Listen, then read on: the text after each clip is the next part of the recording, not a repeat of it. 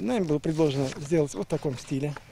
Бронзовая скульптура будет выполнена с фотографической точностью. Халилу Хайруллину на ней словно нет и 30. Уверенный взгляд, медали. Именно такая скульптура вскоре появится на месте недавно разрушенного бюста, стоявшего еще с советских времен. Все уже в работе. Я думаю, что в течение 2-3 недель мы постараемся все это организовать и сделать. Новость о том, что вандалы разбили статую Героя Советского Союза, в конце июня, подобно пуле, облетела республику. Местные жители были шокированы произошедшим. Наверное, это вечером сделаю, ночью. Так думаем. Вандализм, наверное. Я так думаю.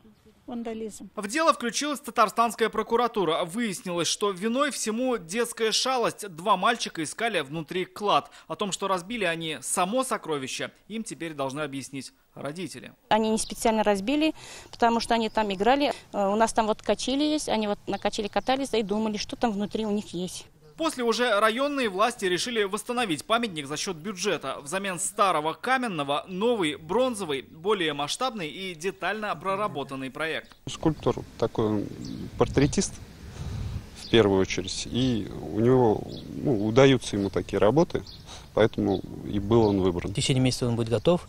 Мы планируем ко Дню Республики сделать такое масштабное открытие. А пока вокруг памятника готовят и места под видеокамеры. После случившегося местные жители уже не хотят оставлять памятное место без наблюдения. Рамиль Шайдуллин, Руслан Хуснудинов, Игорь Романов, Адельмин Дубаев, ТНВ, Зеленодольский район. Наша рука помощи вашему бизнесу. Антикризисные предложения. Телефон 843 5 705 100. Көтелмәгән кунак көттөреп кенә интернет челтәрләренә дә килеп җитте. Хәзер бу фильмның барлык серияларын ТНВ.ру сайтында карап була.